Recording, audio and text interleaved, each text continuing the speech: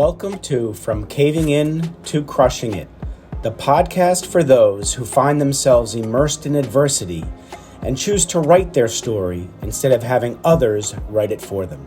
I'm Drew Duraney, and I'm your host. Steve, it's great to see you. Great to be here, Drew. Uh, it's my pleasure. I'm excited about this. And I always, in the beginning, thank the person who introduced us.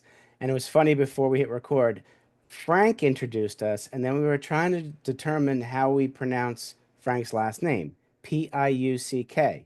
So I looked it up, and Frank, I'm gonna have to reach out to you and find out how you really pronounce it. But what ChatGPT told me is that Piuck can be pronounced Pook, like rhyming with Duke, or Piuck, or Pick, or Puke. So I'm not really sure how, but Steve and I thought we're just going to go with Pook, Frank Pook. So hope we got it right, Frank.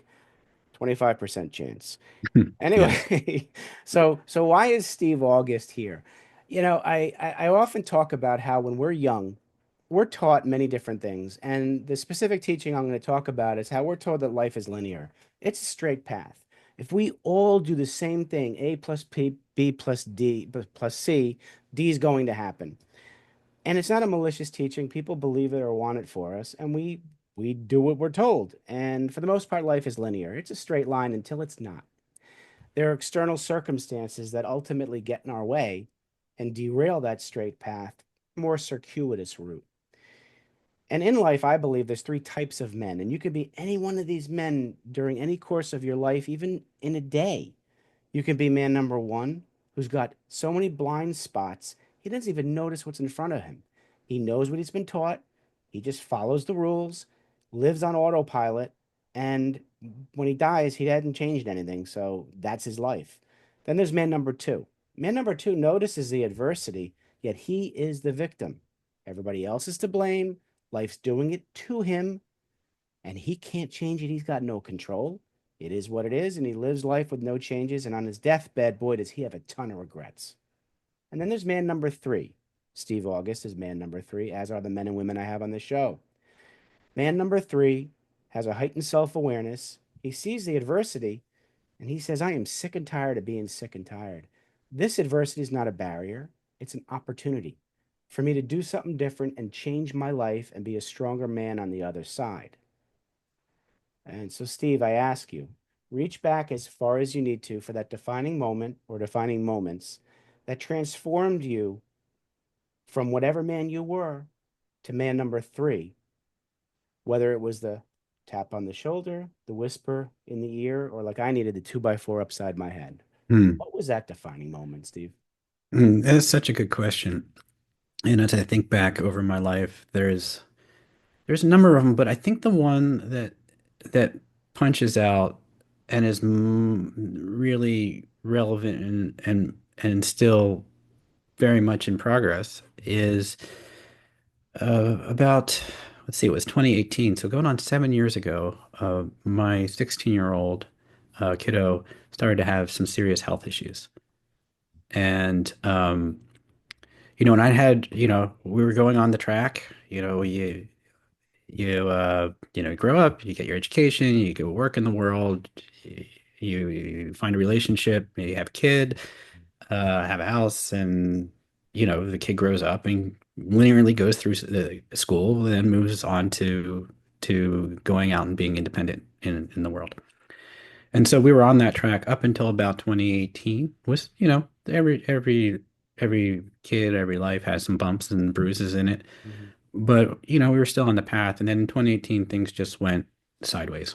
And their health really deteriorated. They ended up with what's called a cerebral spinal fluid leak, which is called a CSF leak. And it's when the there's a basically a bag of fluid around your spine and your brain that cushions things and keeps things in the right position. And if it gets a little bit of a leak, it causes extraordinary pain and problems. And for 2 years, people couldn't figure out what it was because usually that only happens when you get an epidural or something and a needle actually pokes it.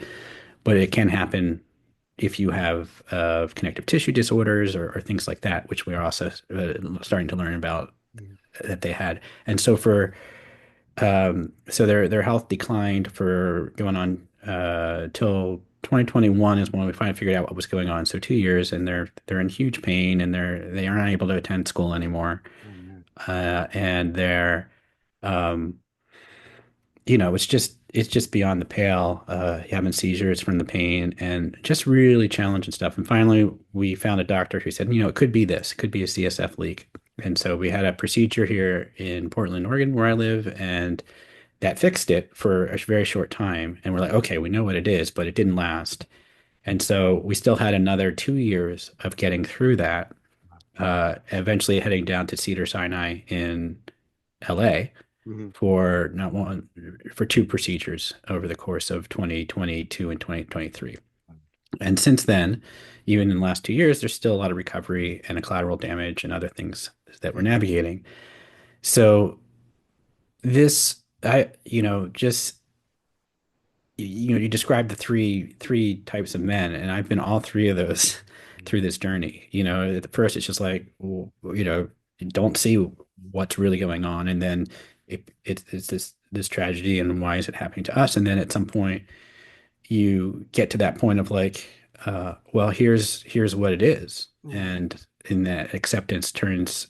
Uh, it's not always a comfortable acceptance, Right. but because you don't want to accept things uh, to the point where you stop fighting to make them better. Right. But the situation is what it is, Mhm. and I think that has been the most transformational thing in my life. It's not something I would not. Obviously, if I had the choice, I would rather have not had this transformation, have my kid be totally healthy Right. at that point, if I had to trade. But there was so much about it because there is this, both from a inside perspective and a societal perspective, of here's the path, Hmm. right? The path is we go to school, graduate, go out into the world, do stuff, things go independent, your kid becomes independent, you Hmm. have a second chapter as a couple, as a husband. um, you life has a path, and that's what's supposed to happen. And in this case, yeah, that plan's out the window. Hmm. So and coming to acceptance and being able to say, okay, yes, this is happening, and no, we didn't have a choice in it. Hmm. But ultimately, we have to get past a lot of the grieving process, Right. the whole stages of grief, and getting to a point where we have this acceptance. Hmm. And in that transformation, I mean, I felt like I've become somebody who has found that strength is a different definition Hmm. Yeah. of like, here's what being strong really is. Hmm. And it always does not always look pretty. Yeah. It's like, I'm getting emotional just talking about it. I know. I So, understand, Steve. Yeah. it's picking yourself up off the floor and, being there for your kid and doing what's right for according to how you see the world and what you want to do right by your kid. And it's not always easy and it's not always fun. Um, and and yet when you do it, there's something deep down that's just like, that's what this is about, really. Hmm. This is what we're here to do.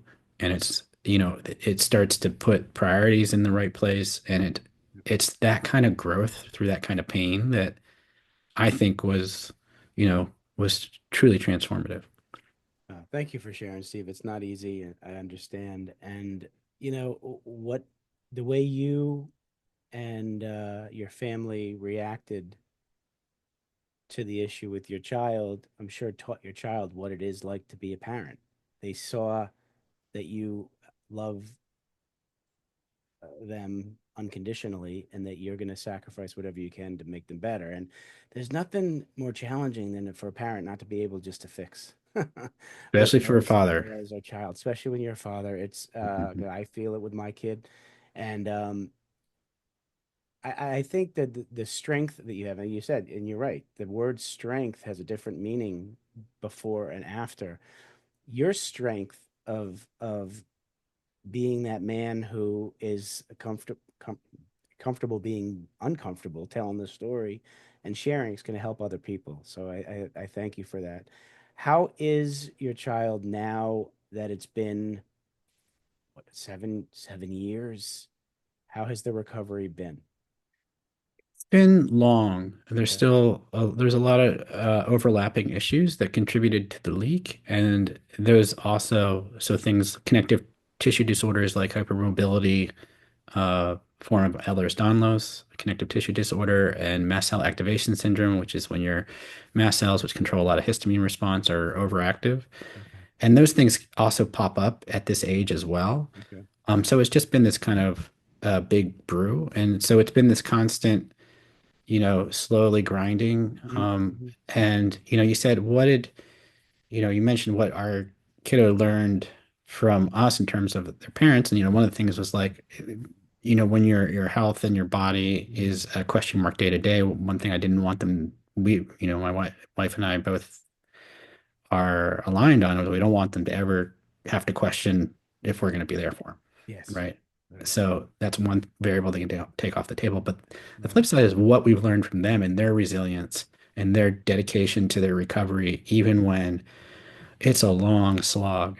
And and they've maintained a positive outlook, Hmm. and it's not every day. Some days are harder than others, and some Sure. days they get really frustrated, especially after they've had a few good days and Yeah. it slips back. Um, it's it's going. It's Hmm. still we're still caregivers at Yes. this point. Absolutely. So, Absolutely. and Yep. uh, and we're feeling like this year we're hopeful, and Hmm. Hmm. so I would just say it's ongoing. Yeah, and too, with your kiddo, the healing part of it is the physical piece, but then you also have their mental health, their Mhm. emotional health, um, their self-identity, right? You don't want this to define who they are. And your support as a mom and a dad is so important to that. And what is your kiddo is able to is your kiddo able to go to school now or No, they no? they still No. haven't returned to school. They're still a little ways from that. Okay. So we're still in getting them back to a basic level of health where they can go out and do things. Are prayers in order? Can we pray for your I kiddo?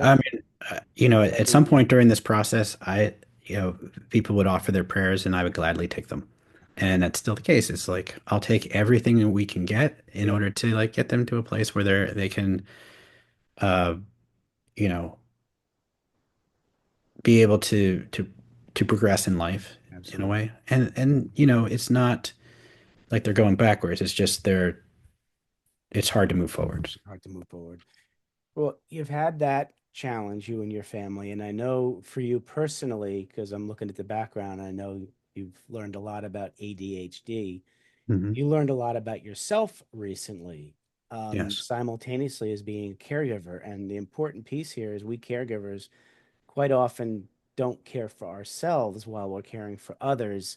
And just like when you're on the airplane and you're supposed to put the oxygen mask on yourself first so you can help others, it's the same in life.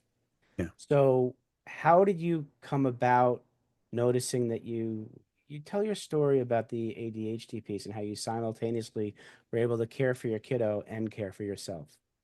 Yeah, so I had been an entrepreneur. I had a startup. I took it from idea to exit, had some success with that, and worked for the company that bought us, and was a CMO of $100 million company, and that's and this is it was shortly as I was leaving that all these health issues hit.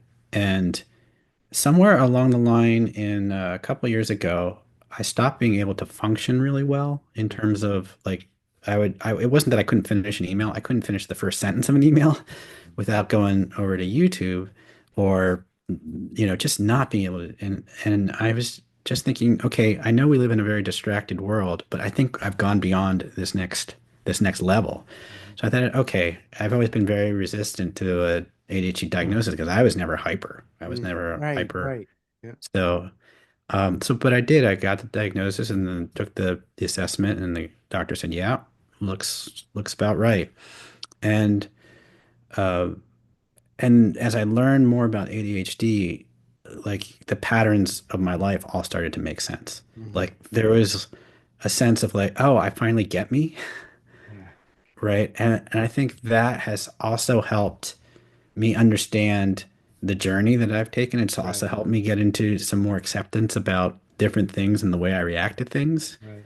And the knowledge and awareness of ourselves is always the starting point, it feels like, for the knowledge and awareness of the world, because we're always interpreting. It's always, Absolutely. it's always a reflection of what we're seeing inside ourselves is what we see out in the world. Yep, absolutely. And so that journey has been so important. And it really, as I started to learn about it, all the different traits of ADHD, whether it's, emotional dysregulation, time blindness, working memory deficits, their typical procrastination and distraction and things like that. Like, oh, it's just, I was at that point coaching startup founders, and I realized, oh, this is kind of the meshing. Like, I always felt a little bit like, yeah, I was a startup founder, but I don't think I'm that there was something that wasn't in alignment. And then when I realized the ADHD side, and as I started talking and sharing about my journey, and other people who are like, "Oh my gosh, you just described me to a T," I was like, "Oh, this is where I line up." And so that was like coming into myself at 54, Yeah, and finally saying, "Oh, I finally get me." yeah. Yeah, I understand what it is yeah, that all these patterns yeah, and why is there's all the brilliance, and then there's this kind of sense of the mhm, pile of stuff that's never finished.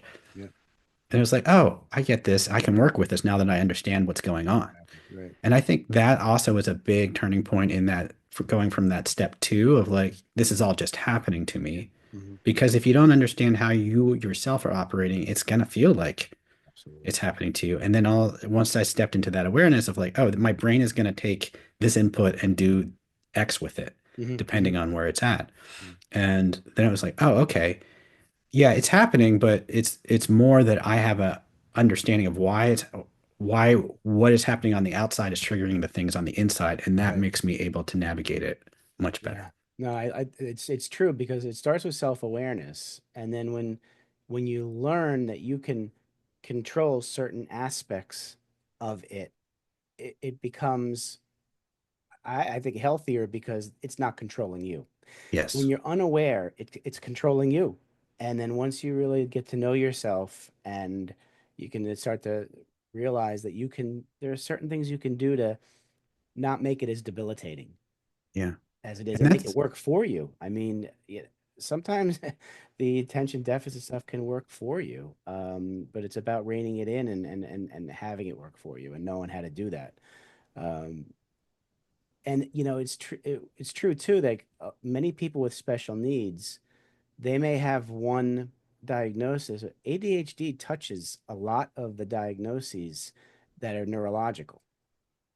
And I think the more studying that occurs on the brain and the realization that it's something functional in the brain, it's very important because what I've seen is a lot of people with attention deficit or autism or whatnot, they're kind of like not ignored in society, but kind of pushed aside because because and I'd say that because I look at some data that I think it's eight of all the able-bodied people with autism who are able to work in a standard work environment, 85% are still unemployed.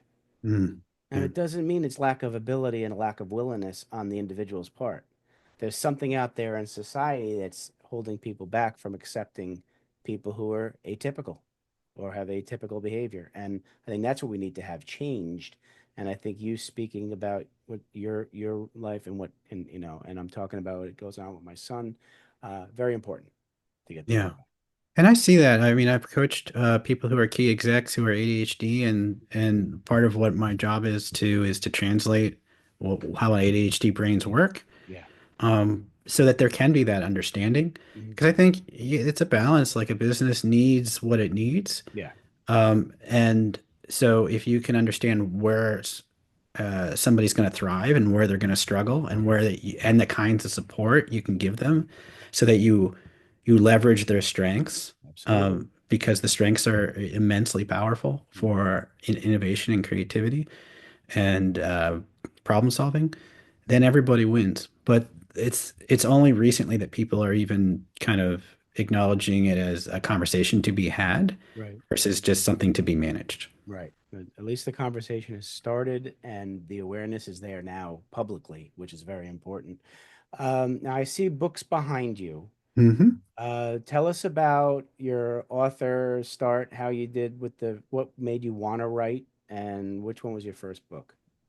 Well, to be fair, there's only one of the books behind me that is my own. Okay. Um, and that's the 33 Meditations for Seed Stage Founders. So Wow. this is one of my books that I wrote. I basically took great quotes from great thinkers like Alan Right. Watts and Marcus Aurelius and Eleanor Roosevelt and uh, Thich Nhat Hanh and would then interpret them through the lens of entrepreneurship, Wow. especially as a founder. And so a lot of founders found it to be very like nightstand, have it on your Mhm. nightstand, pull it out when your mind is spinning, Yeah. and just read a passage or two. And it really, I found people really responded to it and it calmed them and kind of gave them that ability to navigate a little bit more smoothly the inevitable roller coaster ride that is entrepreneurship. So when did you write that book? That was back in 2016, So 2017, I believe. 2016, 2017, prior to the stuff going on with your kiddo and prior to you realizing ADHD. I'll tell you, writing a book's not easy. With your ADHD and not be where you had it. How'd you handle being a first-time author? The thing was is I gave myself a challenge to write a post a day. Okay. So rather than being one kind of flow of narrative of before beginning, middle, and end, it's Right, right. really a collection. So I took the easiest path, That's which okay. was Yeah. take a collection of Uh-huh. thoughts of posts and basically collate them into a book. Love it. Love it. Love it. There's so many different approaches to get your voice out there. So, are you writing anything now, or are you just sticking to the coaching stuff for? Yeah, the I would say I'm doing research and development on the next book by Okay. doing the coaching and Yeah. the programs that I have for ADHD entrepreneurs. Good.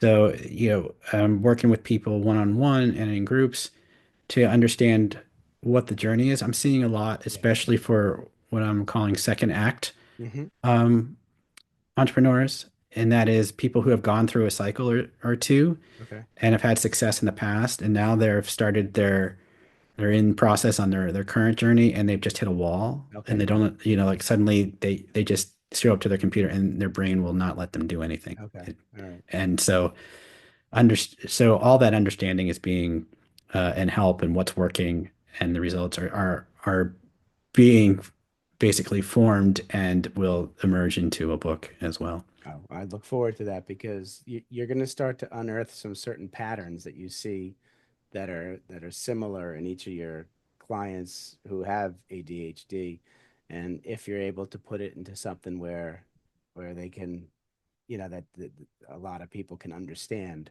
um, that's going to be important work, Steve. So Yeah. it's going to help you too, you know. So I think every one of us has a little bit of attention deficit. I don't know about the hyperactivity piece, but especially Yeah, where it's a you, really big sorry to cut across you, but no, no, it's a no, go.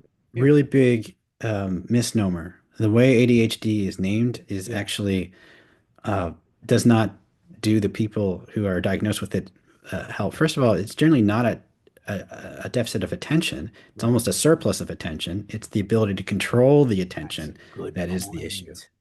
And hyperactivity is just one form. So Yeah. I was never hyperactive as a kid, so I never thought about it. But there's actually three types under ADHD. There's inattentive, which is Okay. kind of the surplus of attention, but an inability to control it. There Okay. is the hyperactive where it's like, yeah, bouncing off the Off walls the wall, right? and then what they call combined that has features of both. Interesting. And what do you think you have? Inattentive. Yeah, Yeah. I've never the only kind of like hyper side is that I will pace if I'm thinking Okay. or talking. Okay.